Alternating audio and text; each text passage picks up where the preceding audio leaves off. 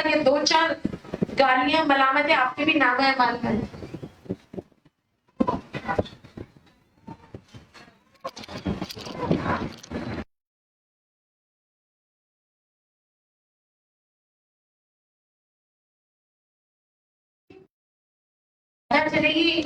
پتا چلے گا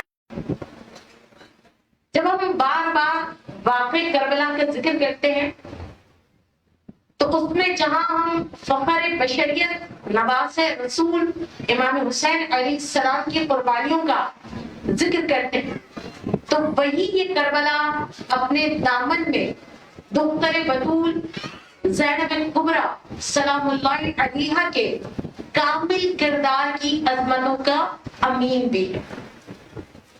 علامہ اقبال نے کہا حدیث عشق دو باب اس کربلا و دمشق. حدیث عشق دو باب اس کربلا و دمشق یکی حسین رقم کٹ و دیگر زینب. یعنی عشق کی حدیث میں حدیث عشق میں 2 ہی باب ہیں, ایک کربلا اور ایک دمشق. ایک حسین نے رقم کر دیا اپنے لہو سے, دوسرا زینب نے اپنے آواز سے, فصاحت و بلاغت سے, شجاعت اور جرأت سے پیغام کربلا کو عام کر دیا. تو عشق حدیث میں 2 ہی باب بنتے ہیں اور وہ دونوں باب ان بہن بھائیوں نے مل کر مکمل کر دیے. اور آپ دیکھیے کربلا میں عشق الہی کی منزل پر, فکر دین کی منزل پر, قربانی کی منزل پر, صبر اور استقامت کی منزل پر کون ہے؟ سیدہ زینب کبریٰ. اور جب کربلا ہو چکی ہے تو اب زینب سلام اللہ علیہ کس منزل پر ہے؟ حق گوئی کی, جرأت و شجاعت کی, تحفظ دین کی, کربلا کے پیغام کو عام کرنے کی اور باقی ماندہ اہل بیت کے افراد کی محافظہ زینب کبریٰ ہے. تاریخ میں کوئی ایسی عظیم فتح ہمیں دکھائی نہیں دیتی جس میں مردوں کے ساتھ ساتھ خواتین نے بھی اپنا بھرپور کردار ادا کیا ہو. ارادہ ہو تو پختہ, اخلاقی, نظریاتی, جسمانی, عملی معاونت کے ساتھ ساتھ وہ مردوں کے شریک رہی. اگر ہم اس کے کچھ مناظر تاریخ کے ابواب میں دیکھنا چاہیں تو ہمیں اس کی کچھ مثالیں دور آغاز میں نظر آتی ہیں. کیسے؟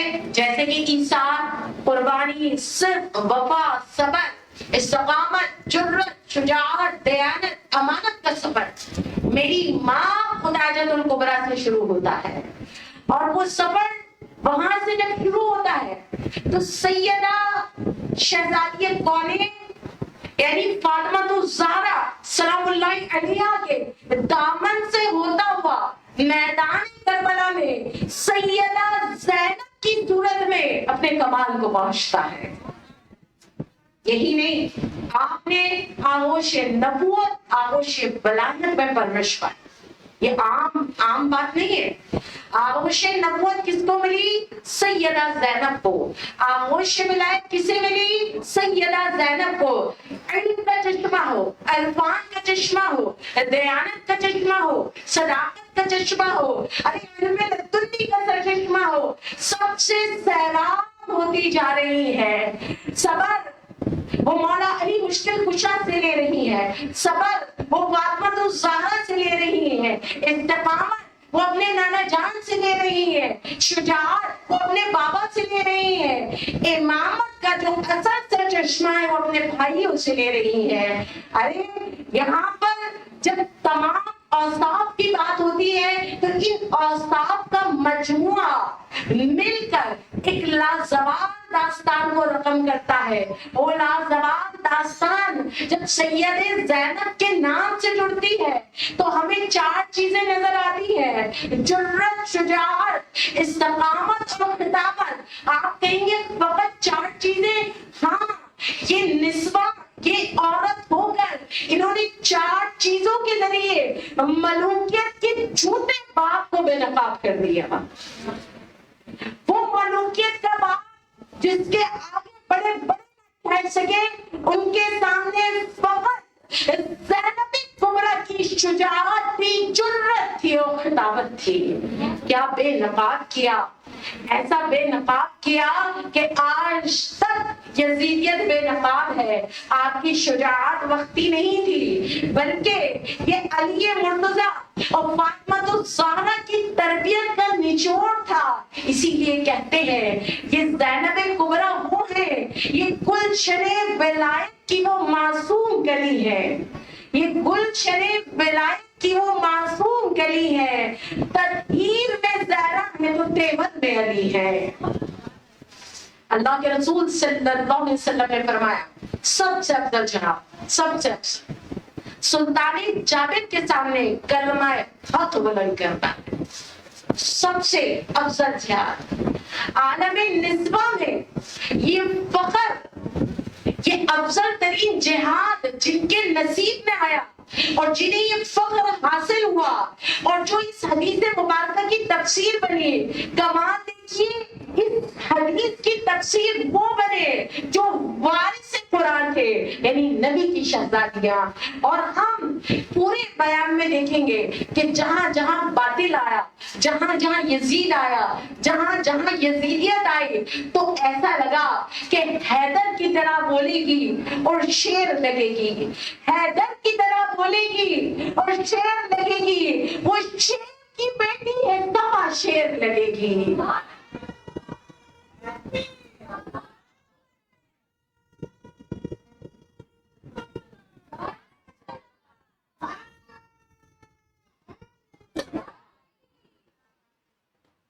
وہ شیر کی بیٹی ہے، سوا شیر لگے گی۔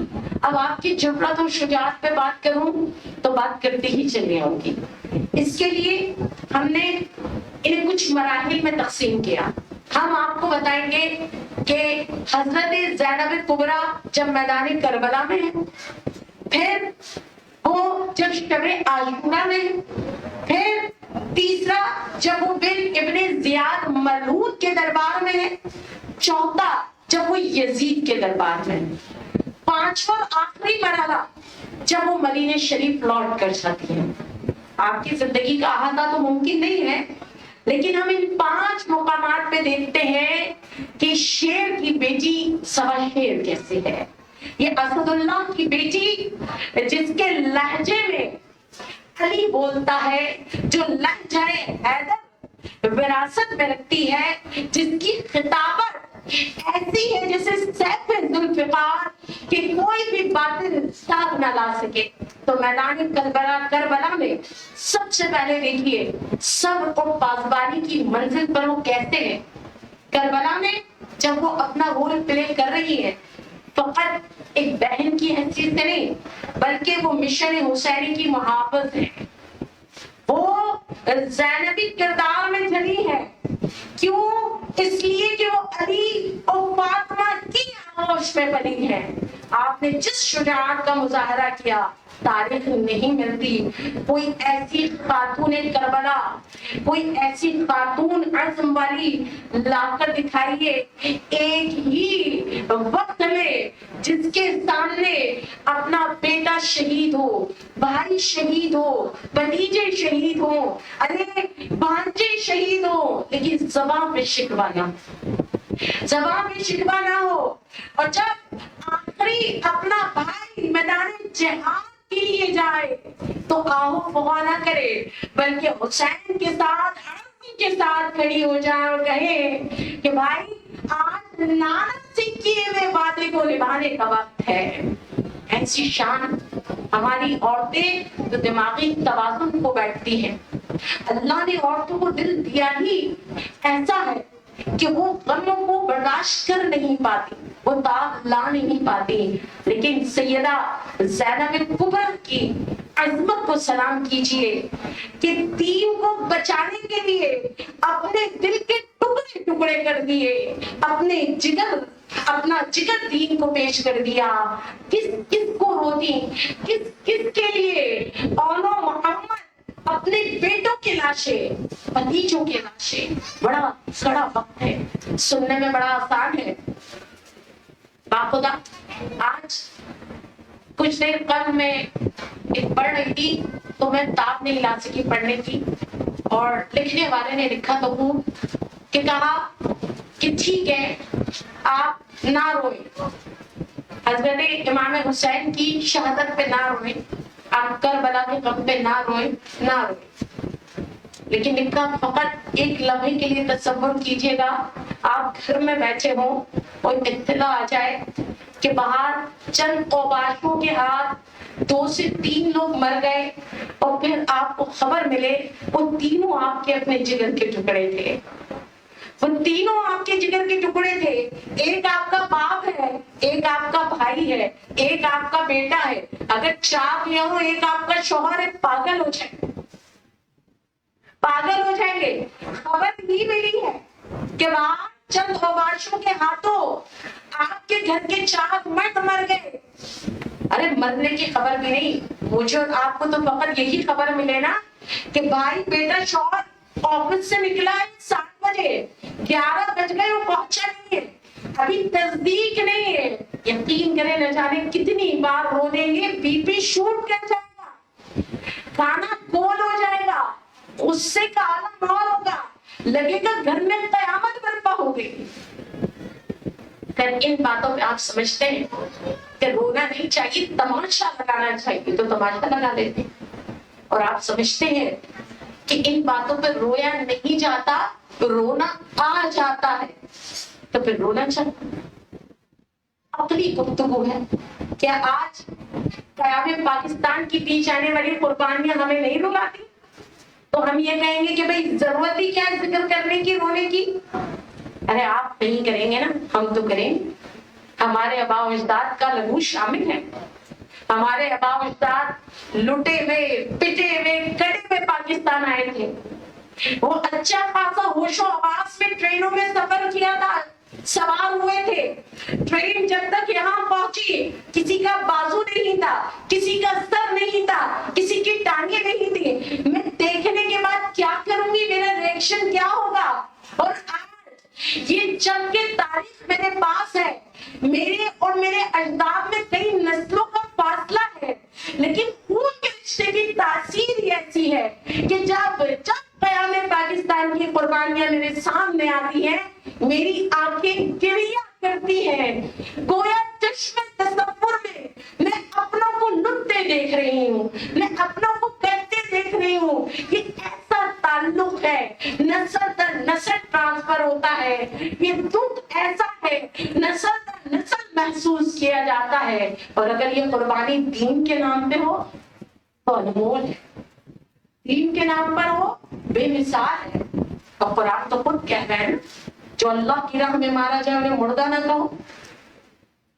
ان تمام باتوں کے تناظر میں ہمیں کربلا والوں کا ذکر کرنا بھی چاہیے، ان کے دکھ کو محسوس کرنا بھی چاہیے، اور پھر پیغام کربلا کو لے کر دنیا پر چھا جانا بھی چاہیے۔ لیکن بات یہ ہے کہ پہلے اپنی فکر کی سمت کو تو درست کریں، ہم اختلافات سے تو باہر آئیں، ہم انتشار سے تو باہر آئیں، تبھی تو صحیح کو صحیح اور غلط کو غلط سمجھ سکیں۔ حضرت زینب سلام اللہ علیہ جنہیں ہم نے کربلا کے میدان میں دیکھا تو پھر صبر اور استقامت کی منزل پہ دیکھا، اور جب کربلا گزر گئی، کربلا گزر گئی اور شام غریبہ آئی، دردناک رات، سیاہ ترین رات، ایسی رات جو کائنات میں آج تک نہ آئی ہوگی، اس رات کے منظر پر غور کیجئے جب کربلا کے تپتے میدان میں آل محمد صلی اللہ علیہ وسلم کا ایک ایک پھول خاک میں مسلا جا چکا ہے، خیمے جلائے جا چکے ہیں، کھلے آسمان تلے وہ پاک مقدس نفوس بیویاں ہیں، بچے رو رہے ہیں۔ ایسے عالم میں، ایسے ہولناک منظر میں، قیامت سے پہلے قیامت کے منظر میں ذرا کردار زینبی دیکھیے کہ تاریخ کا پورا رخ موڑ دیا۔ اب وہ زینب جو دن میں زینبی کردار کے ساتھ میدان میں موجود تھی، پھپھی بن کے، بہن بن کے، ماں بن کے، शरीकत हुसैन बन के अब जब वो रात आई तो पहरेदार बन गई, वो रात आई तो पहरेदार बन गई। भतीजी को संभालती है, भतीजे को संभालती है, पांच बीवियों को संभालती है, बच्चों को जमा रखती है। वो खूंखार जानवरों से अहले बैत के बाकी माना मुकद्दस फूलों की हिफाजत करती है। सलाम सैयदा ज़ैनब कुबरा की अजमत पर कि सारा दिन शरीकतुल हुसैन बनी रही, हुसैन का बनी रही, हुसैन का हौसला बनी रही, अरे हुसैन की दुआ बनी रही। और उसी रात हुसैन की औलाद के लिए, खानदाने नबूवत के लिए ये ज़ैनब पहरादार बन गई। अरे नकीबे फतह शह मशरक़ैन बन के उठी, नकीबे फतह शह मशरक़ैन बन के उठी, नाते हुसैन तो ज़ैनब हुसैन बन के उठी। इसके बाद इसी ज़ैनब कुबरा सलामुल्लाह अलैहा को शहादत इमाम हुसैन के बाद देखिए, कभी वो कूफे का दरबार है, कभी वो यजीद लईन का दरबार है, तो कभी वो इब्ने ज़ियाद जैसे लईन का दरबार है, और कभी कूफे का बाजार है तो कभी शाम का बाजार है। ये सैयद ज़ादियां है। ज़ैनब की शुजाअत और जुर्रत को देखिए कि वो किस तरह कलमा हक को बुलंद कर रही है। ये जुर्रत और किरदार फकत उसे ही मिल सकती है जिसकी रगों में रसूलुल्लाह का लहू दौड़ रहा हो।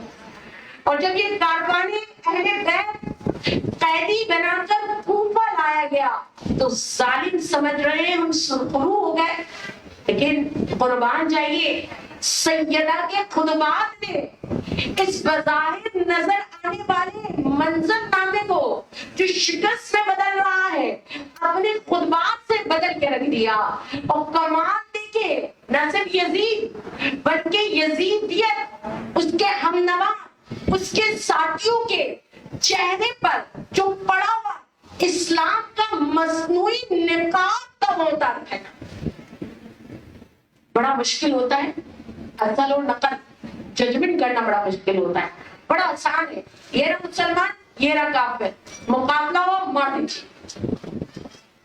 दोनों ही कलमा को, लिबादा इस्लाम का, चेहरा इस्लाम का, खिलाफत नाम इस्लाम के लिए, खलीफत मुस्लिमीन ट्रम्प इस्लामी, जो इस्लाम का मस्नूई हिजाब लपेटा हुआ था वो सैयदा के खुतबात ने नोश डाला, यहाँ तक कि कसरे यजीदियत की चूल्हे हिला कर रख दी फकत ज़ैनब कुबरा के खुतबात ने फकत। और जब कूफे में लाया गया सब जमा हो गए। वो दौर ऐसा था कि खबरें फौरन नहीं पहुंचती थी। लोग समझ रहे हैं ये बागी है, वो बागी के घराने वाले हैं। लेकिन जब सैयदा ज़ैनब सलामुल्लाह अलैहा बोली, लोगों को याद आ गया कि ज़ैनब के लहजे में अली बोल रहा है, ये लहजा अली है। और लोग समझ गए आपने कूफियों की बेवफाई पर, उनकी मुनाफत पर ऐसी ज़र्ब लगाई कि पूरे मजमे में रोने की आवाज़ें आने लगी। ये आपकी जुर्रत थी। यहाँ तक के इब्ने ज़ियाद गवर्नर था ना, इब्ने ज़ियाद उसके दरबार में जब फातिह के तौर पे लाया गया तो यकीन जानिए कि हज़रत अली अलैहिस्सलाम की हैबत, उसका ज़हूर सैयदा के ज़ैनबी किरदार से होता है। दरबार में आई है, कैदी बना के लाई गई है, लिबास है आपका बिल्कुल लिबास मिट्टी में हटा हुआ, लेकिन आलम यह है कि जब आप उस नापाक शख्स के दरबार में कदम रखती है तो आपका जलाल जलाल हैदरी था, आपका जलाल जलाल हैदरी था। एक लम्हे के लिए पूरे दरबार में हैबत तारी हो गई। आप जाकर एक कोने में बैठ गए और आपके गिर्द कनीजों ने खाना बना लिया। इब्ने ज़ियाद ने जब देखा ऐसी कोई खातून तो बोलने लगा ये मगरूर खातून कौन है। आपने जवाब देना भी पसंद ना किया। 3 से 4 बार बोलने के बाद एक कनीज ने कहा अरे ये खातून कोई और नहीं علی کی بیٹی زینب ہے سلام اللہ علیہ۔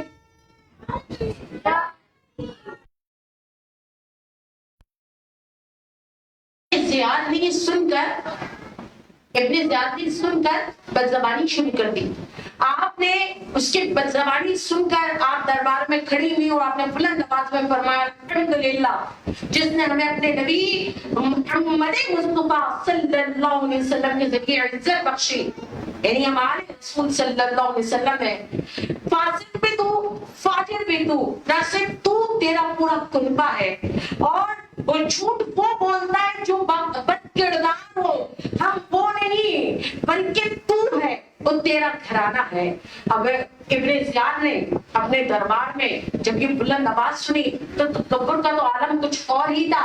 اس نے چل کر کہا شکر ہے اس خدا کا جس نے تمہیں رسوا کیا اور تمہارے مردوں کو قتل کیا۔ مالک تھے وہ آج بھی زندہ ہے پیاز کے ساتھ، وہ آج بھی زندہ ہے پیاز کے ساتھ۔ تو میں نے سب کچھ اچھا دیکھا، حق کی راہ میں جان دینے والے بھی دیکھے اور حق کے خلاف لڑنے والے بھی دیکھے، اور ایک ہی کلمے پر کلمے کے لیے جان دینے والے بھی دیکھے اور کلمے کی قیمت لگانے والے بھی دیکھے۔ تو مرائت اللہ جمیلہ، میں نے اس کے سوا کچھ اچھا نہیں دیکھا کہ وہ اللہ کی راہ میں جان دے کر بھی زندہ ہے اور مردود قیامت تک تیرا نام نہ ہوگا، اور یہی ہوا۔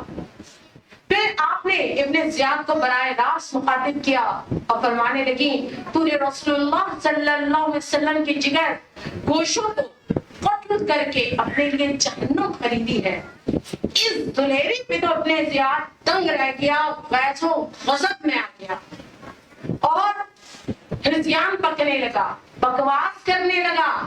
اس کا بس نہیں چل رہا تھا کہ ایک عورت اس کے دربار میں اس کی طاقت، اس کی قوت، اس کے منصب کو چیلنج کر رہی ہے۔ اور یقین کریں بڑے دربار میں گورنر کو فاسق و فاجر کہنا سیدہ زینب کا ہی خاصہ تھا۔ آپ نے تاریخ شجاعت کا وہ باب رقم کیا جس کا کوئی سال نہیں۔ سننے میں آسان لگ رہا ہے، کبھی ایک دو ایسے لوگوں سے لڑکے دیکھیے جو طاقتور بھی ہو، پیسہ بھی ہو، کرسی بھی ہو، ہوا نکل جاتی ہے انسان کی۔ ہمارے پاکستان میں تو باتیں بہت اچھے سے سمجھ میں آتی ہے نا۔ آپ دیکھا کریں اگر کوئی مالدار کوئی طاقتور غلطی کرے تو ہمارا نہ بی پی ہائی ہوتا، نہ ہمیں غصہ آتا، اور کوئی غریب چھوٹی سی بھی غلطی کر دے ہمارا بی پی ہائی ہو جاتا۔ ہم تو منافق لوگ ہیں۔ آج دیکھ لیں کسی میں حوصلہ ہے، آپ کی بات نہیں کر رہی، ہمارے میں قوت ہے، حوصلہ ہے کہ فی زمانہ اس وقت جو پاورفل ممالک کے ان کے گریبان پہ ہاتھ ڈال کے گئے کہ تمہارا کیا لینا غزہ کے مسلمانوں سے، ہمارے بچے بھوکے کیوں ہیں، ہمارے بچے پیاسے کیوں ہیں، ہمارے بچے کیوں دودھ سے بل بلا رہے ہیں، ہمارے لوگ کیوں شہید ہو رہے ہیں، کہ تم چلانے والے کیمیکل کیسے استعمال کر رہے ہو، تم نے ہمارے لاکھوں لوگوں کو کیسے شہید کر دیا۔ حوصلہ ہے؟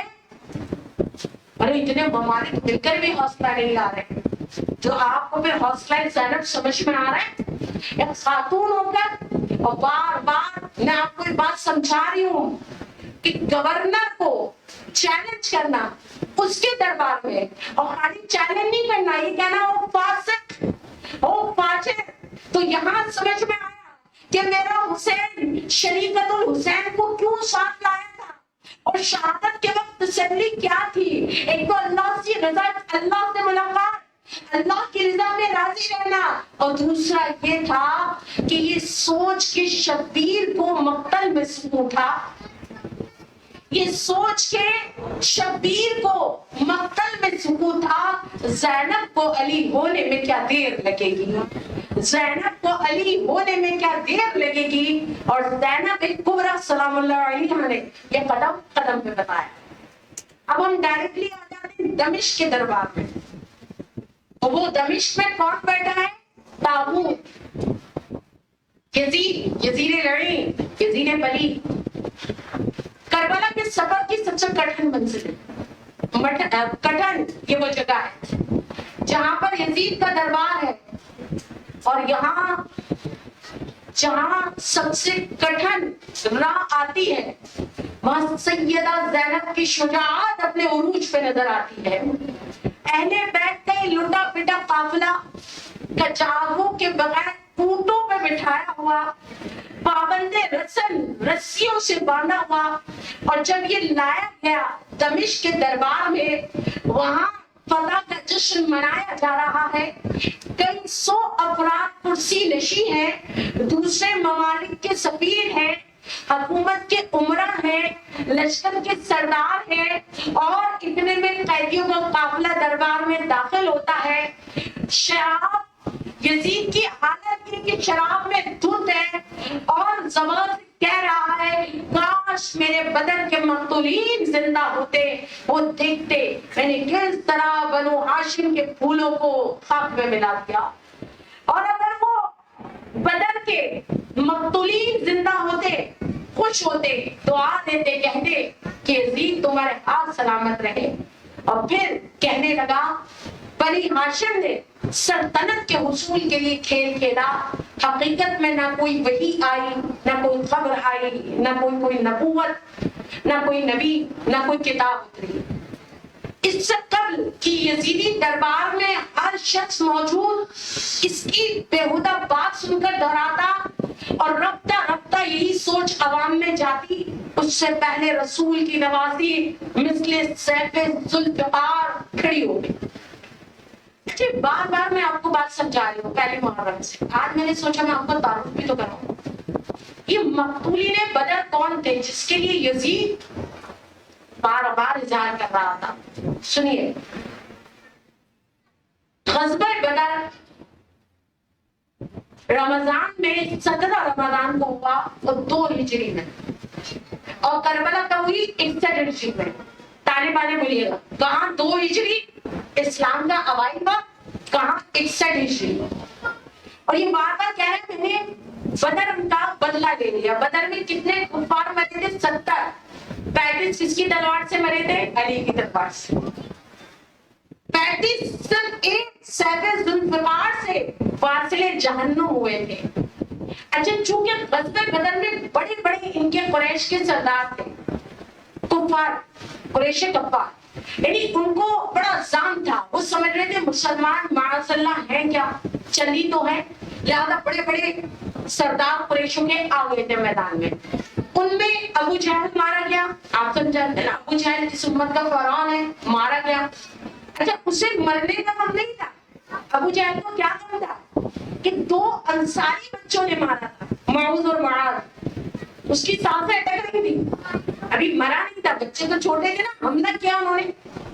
تو الفاظ ہیں ابو جہل کے تاریخ میں کہ اس نے کسی صحابی سے کہا کہ تلوار پھینک دے تاکہ میں مر جاؤں، کیونکہ مجھ سے ذلت برداشت نہیں ہو رہی، مجھے بچوں نے مارا ہے. یہ اس وقت کا کلچر تھا کہ جب کوئی لڑنے آتا تو مقابلے کے بندے سے لڑتا تھا. تو ابو جہل کو بڑی ذلت محسوس ہوئی کہ میں 2 بچوں کے ہاتھوں مارا گیا. ابو جہل بھی غزوہ بدر میں مرا. اس کے ساتھ ساتھ عتبہ بن ربیعہ، شیبہ بن ربیعہ، ولید بن عتبہ اور حنظلہ بن ابی سفیان، یہ 4 لوگ مرے. عتبہ کون تھا؟ عتبہ بن ربیعہ توجہ سے سنی، یزید کا نانا. شیبہ کون تھا؟ اس کے نانا کا بھائی. ولید کون تھا؟ یزید کا ماموں. چلن تو صحیح تھی. اور حنظلہ کون تھا؟ یزید کا سگا. صحیح. اب بات سمجھ پائے؟ وہ جو کہہ رہے ہیں میں نے بدر کا بدلہ لے لیا، لیکن بدر میں مرنے والے تو کافر تھے. بدر میں مرنے والے کافر تھے. عتبہ مرا، شیبہ مرا. شیبہ کو کس سے؟ سید الشہداء حضرت حمزہ کی تلوار نے مارا. ولید یہ یزید کا ماموں ہے، اسے تلوار علی نے واسطے جہنم کیا. عتبہ جو یزید کا نانا تھا، پہلے تو حضرت عبیدہ نے اس پہ حملہ کیا، لیکن عبیدہ اس پہ قابو نہ پا سکے. پھر سیدنا علی اور سید الشہداء امیر حمزہ آئے اور دونوں نے اسے جہنم حاصل کر دیا. تو بات یہ ہے کہ جتنے لوگ مقتولین مرے کافر تھے. کافر یہ الگ بات ہے کہ اس میں یزید کا نانا تھا، ایک ماموں تھا، ایک سگا ماموں تھا، کسی کا غم تھا، جو اس کو یزید کو دمشق کے دربار میں رلا رہا تھا.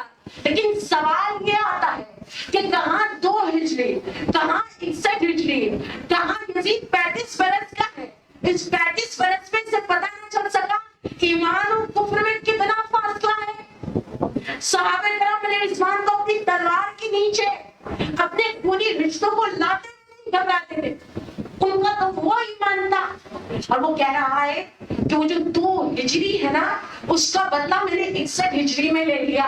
یہی تو بار بار آپ کو سمجھا رہی ہوں کہ ایک محمد کی دشمنی کیا کیا قیامت ڈھا گئی. ایک محمد صلی اللہ علیہ وسلم کی دشمنی کیا کیا قیامت ڈھا گئی. بدر کی آگ بڑھتے بڑھتے کربلا تک آ گئی. سمجھ رہے؟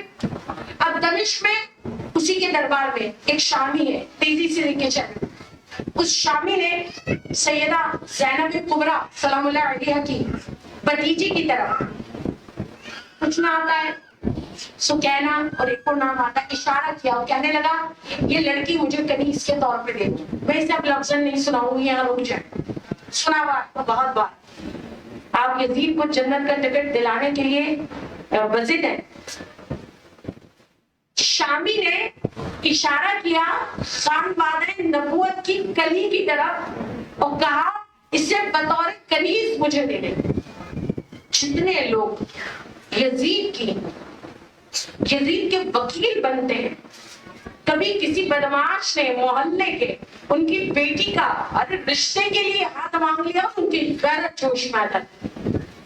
اس خبیث کے دربار میں یہ مالکہ جنت کی بیٹیاں، شہزادیاں، کلیاں اشارہ کر کے کہتا ہے اسے مجھے کنیز کے طور پہ دو. اور پھر سیدہ زینب شیرنی کی طرح گرجی اور پھر بتایا وہ شیر کی بیٹی ہے، سوا شیر لگے گی. اور کہنے لگے خدا کی قسم تو جھوٹ بولتا ہے یزید، تو ذلیل ہو گیا. نہ تیرے پاس یہ حق ہے نہ حکومت کے پاس حق ہے کہ وہ رسول اللہ کی بیٹیوں کو کنیز بنا سکے. یزید غصے میں آ گیا اور کہنے لگا میں جو چاہوں کر سکتا ہوں. آپ نے فرمایا ہرگز نہیں، تو ایسا نہیں کر سکتا. اگر تو ایسا کرے گا تو تو یہ بول کہ تو دین سے نکل چکا ہے. اور بہرحال آپ کی سیدہ کے جلال کو دیکھ کر وہ شامی خود ہی پیچھے ہٹ گیا. مجھے بتائیے کہ یزید کے بعد ایمان کی ابتدائی 2 لائنیں بھی ہوتی تو اتنے بڑے حادثے کے بعد بے غیرتی کا اس سے بڑا مرحلہ طے کر رہا ہوتا. اور یہاں شریکت الحسین ثانیہ زہرا خاتون کربلا عقیل بنو ہاشم مشابہ خدیجہ الکبریٰ پھر دربار میں جلال حیدری کے ساتھ اپنی خطابت کے انہوں نے خطابت میں وہ حقائق بیان کیے کہ دربار میں موجود لوگ لرز گئے. اور آپ نے اللہ کی حمد اور رسول اللہ صلی اللہ علیہ وسلم پہ درود و سلام بھیجا اور فرمانے لگی اے یزید تو نے زمین و آسمان کو ہمارے لیے تنگ کر دیا. ہم ایک قیدیوں کی طرح ایک جگہ سے دوسری جگہ پھیلائے گئے. آپ ان جملوں میں اہل بیت کے دکھ، تکلیف، مشقت، پریشانیوں کو محسوس کر سکتے ہیں. فرماتی ہم قیدیوں کی طرح ایک جگہ سے دوسری جگہ پھیلائے گئے تو کیا تو نے سمجھ لیا خدا نے ہمیں ذلیل اور تجھے بلند کیا؟ کیا تجھ کو یہ گمان ہے جو کچھ ہوا وہ اس لیے کہ تو اللہ کے نزدیک منزلت رکھتا ہے؟ تو بڑا خوش ہو کر کبھی اپنی دائیں طرف دیکھتا ہے، کبھی بائیں طرف دیکھتا ہے. تو سمجھتا ہے دنیا تیری موافق ہو گئی، تیری مرادیں پوری ہو گئی. کیا تو بھول گیا اللہ کا فرمان جن لوگوں نے کفر اختیار کیا وہ ہرگز خیال نہ کرے ہم انہیں ایسے ہی چھوڑ دیں گے اور ان کے حق میں بہتر ہے ہم نے انہیں مہلت صرف اس لیے دی ہے وہ خوب گناہ کر لے اور آخر میں ان کے لیے دردناک عذاب ہے. سیدہ نے جب یہ خطاب کیا تو آگے فرمانے لگی کہ یہی اسلام ہے کہ تیری بیٹیاں، تیری کنیزیں تو پردے میں ہوں اور رسول خدا کی بیٹیوں کو مثل قیدی تو تماشا بنا دے. تو کرے بدار دیے انہیں اونٹوں کی پشت، اونٹوں کی بہنا پشت پر تو سید زادیوں کو بٹھائے، شہر شہر برائے، اور یقین کرے اس کے بعد یزید کے غرور کو آپ نے خاک میں ملایا، اور جو آخری بات کی اسی خطبے کی جو منتخب کی ہم نے وہ بہت زبردست۔ آپ فرمانے لگے یزید تو جتنا چاہے مکر و فریب کر دے، تو جتنی چاہے طاقت لگا لے، خدا کی قسم تو ہمارا کہ ہمیں تو کہا گیا تھا یہ چند باغی ہے، ہمیں نہیں بتلایا گیا کہ آل رسول صلی اللہ علیہ وسلم ہے۔ ارے ان کربلا کا خون اسی وقت رنگ دکھانے بے روح کا سبب، یعنی جس نے اپنی روح کربلا کی تپتی ریت پہ چھوڑ دی ہو۔ سیدہ زینب کبریٰ نے جو اپنے غم کو، جو اپنے دکھ کو مدینے میں آ کر پیش کیا، یقین کریں ہر اہل دل کا سینہ چر گیا، دل ہم سے پھٹ گیا۔ وہ مدینہ جب پہنچی، مدینے کی در و دیوار فقط دور سے نظر آئے، دردناک چیخ ماری، فرمانے لگی یا محمدہ وا محمدہ۔ نانا جان دیکھیے آپ کی بیٹیاں کس طرح لٹ کر آپ کے پاس آئی ہیں، یا میرے نانا جان دیکھیے جس کے حلق پہ آپ چوما کرتے تھے، جو آپ کی بوسہ گاہ تھی، میں اسے بغیر کفن کے وہاں چھوڑ کر آئی ہوں۔ بابا نانا جان آپ کے گھر کا، آپ کی گلستان کا ایک ایک پھول کربلا کی خاک میں ملا دیا گیا، آپ کی گلستان کا ایک ایک جنتی نفس خون میں ملا دیا گیا۔ نانا جان آپ کا وہ نواسا جو آپ کی زلفوں سے کھیلتا تھا، نانا جان آپ کا وہ شہزادہ جو آپ کے لباس پہ پلتا تھا، آپ کا وہ نواسا جو آپ کی گود میں رہتا تھا، جو آپ کی پشت پہ سوار ہوتا تھا، جو آپ کی کاندھوں کی سواری کیا کرتا تھا، نانا جان بے دردی کے ساتھ خون میں نہلا دیا گیا۔ آپ نے پھر ایک آہ کی آہ بھری اور فرمانے لگی نانا جان تنہائی کو دور کرے، زینب اپنا سارا کنبہ خاک میں ملا کر آپ کے پاس آئی ہے۔ آپ کی دکھ کا اثر تھا، آپ کے لہجے کا وہ سوز تھا، آپ نے اپنے اس دکھ کو، اپنے اس درد کو، اپنے دل کے سوز کو، اپنی تنہائی کو روک نہیں بنا، اس امت کی بیداری کے لیے استعمال کیا۔ ارے آپ نے اپنی خطابت سے یزیدیت کا پردہ چاک کیا۔ انہوں نے تو چاہا کہ وہ کربلا کا حادثہ کربلا کی مٹی میں کہیں گم ہو جائے۔ قربان جائیے امام حسین کی فراست پر کہ بچوں کو ساتھ کیوں لے گئے، عورتوں کو ساتھ کیوں لے گئے، وہ جانتے تھے یہ خبیث جب مردوں کو خاک میں ملا دیں گے تو یہ کربلا کی تاریخ کو مٹائیں گے، لیکن اپنے ساتھ شریکت الحسین لے کر گئے تھے۔ ایک باپ شہادت کا محاورہ کیا اور اس شہادت کے مقصد کو عام زینب کبریٰ نے کیا، لیکن وہ دکھ، وہ ملال، وہ سوز، وہ تنہائی، وہ اپنوں کی جدائی جو بشری تقاضے ہیں، ان کا عالم یہ تھا کہ کربلا کے بعد جب آپ مدینے میں چلا کرتی تو غم کی شدت سے آپ جھکی ہوئی محسوس ہوتی تھی، آپ کے بال سفید ہو چکے تھے، آپ خطابت کے جوہر اپنی جگہ امت کو بتاتی تھی کہ ظلم کس نے کیا، فرعون کون تھا، ظالم کون تھا، لیکن وہی نانا جان کے روزے کی جالیاں پکڑ کر اپنی تنہائی، اپنے درد کو بیان کیا کرتی تھی۔ یہ باتیں رلا دینے والی ہے، خدا گواہ ہے، اپنے ہی اپنوں کا دکھ محسوس کرتے ہیں، اپنے ہی اپنوں کی اشسوئی کرتے ہیں، اپنے ہی اپنوں کے غموں کو محسوس کرتے ہیں۔ ارے میں نے آپ سے تو کئی بار کہا کہ کسی کا بیٹا مر جائے تو اپنے بیٹے کو خیال کروا دیتا ہے، اطلاع مل جائے کہ گلی کے نکڑ پر کوئی روڈ ایکسیڈنٹ میں مرا ہے، اس سے پہلے ہمارا دل بیٹھ جاتا ہے کہیں ہمارا نام اس عالم میں، ان کیفیتوں میں آپ سیدہ کی عظمت کو، جرت کو سلام کیجئے کہ انہوں نے کس طرح نانا جان کی دین کی عظمت کو بچانے کے لیے اپنا سارا کنبہ دین کی راہ میں ذبح کر دیا۔ اب ہم سمجھ رہے ہیں کہ سیدہ زینب کی کربلا یہاں ختم ہو گئی؟ نہیں، یہاں ختم نہیں ہوئی، ان کی کربلا ابھی بھی ختم نہیں ہوئی۔ کہاں سے سلسلہ چلا، کہاں ایک پہاڑ میں سارا گھر مٹا دیا، اور جب مدینے لوٹی، مدینے لوٹ کر آپ ظالم حکومت کے خلاف بات کرتی، یقین کریں آپ کے خطبات، آپ کا پرسوز لہجہ، آپ کی خطابت کے جوہر، یزیدی حکومت ہل گئی۔ مدینے کی گورنر نے یہ کہنے، مدینے کا گورنر یہ کہنے کے لیے فقط نانا جان کا روزہ تھا، وہاں ماں کی بھی قبر تھی، وہاں بھائی کی بھی قبر تھی، وہ بھی چھین لی گئی۔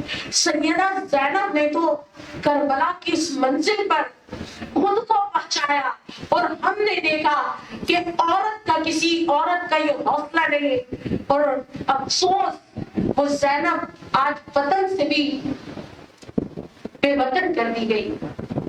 کہا جاتا ہے آپ مدینے سے مصر، یہ شاید کچھ روایتوں میں آتا ہے شام چلی گئی، اور وہیں آپ کا روزہ بھی ہے۔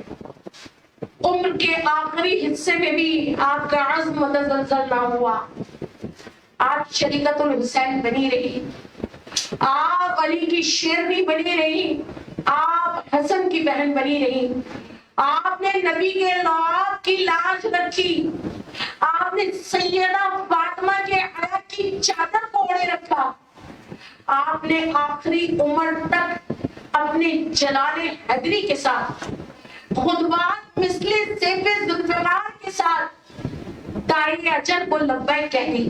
یعنی آپ فقط 1.5 سال بعد اس دنیا سے رخصت ہو گئے، لیکن سیدہ زینب کبریٰ کی زندگی نے بتایا کہ خالی شجاعت تلوار اٹھانے کا نام نہیں، ظالم کے سامنے کلمہ حق کہنا اور باطل کے ایوانوں کو ہلا دینا، یہاں تک کہ صیاد خود قیدی نظر آئے، یہ زینبی کردار ہے، یہ زینبی کردار ہے۔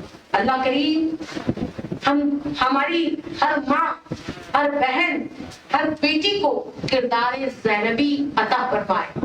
اور یہاں اگر کہنا پڑتا ہے کہ مانا وجود شاہ میں پوری ہے کربلا، مانا وجود شاہ میں پوری ہے کربلا، زینب نہ ہو تو ادھوری ہے کربلا۔